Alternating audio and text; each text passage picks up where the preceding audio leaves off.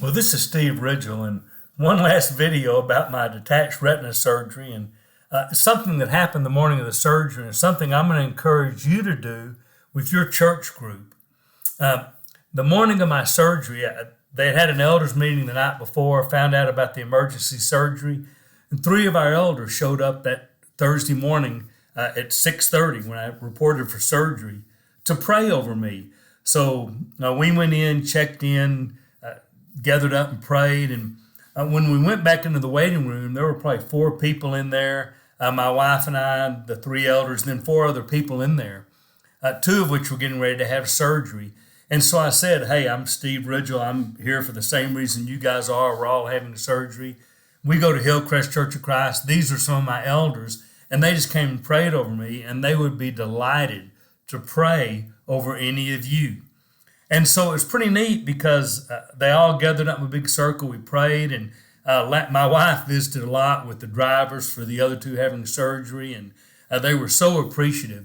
And here's why I think that's a really great thing, and why I'm going to encourage you to do that with your church group. For years, I've gone to the hospital to pray with people, and as I'd walk over and pray, I'd turn around and often see somebody sitting by themselves, and I would ask them, would you like me to pray with you? Introduce myself, tell them who I am, that kind of thing. Sometimes I'll just get through and there'll be a group and they'll be looking and I'll say, up at Hillcrest, we do this for each other. Would you like me to pray with you? Once in a while they say no, but almost inevitably everybody says yes. Now let me tell you why I think that's a great thing. One is you always want to pray with people, always. That is always appropriate to ask God to bless people. So that's one really good reason. Number two, it's a great way to meet people and serve your community. You're doing a great thing for them by praying. Number three, it's a good way to introduce your church. We're from Hillcrest Church of Christ, and I put the emphasis on the Christ, so we're pretty heavy on the Jesus stuff.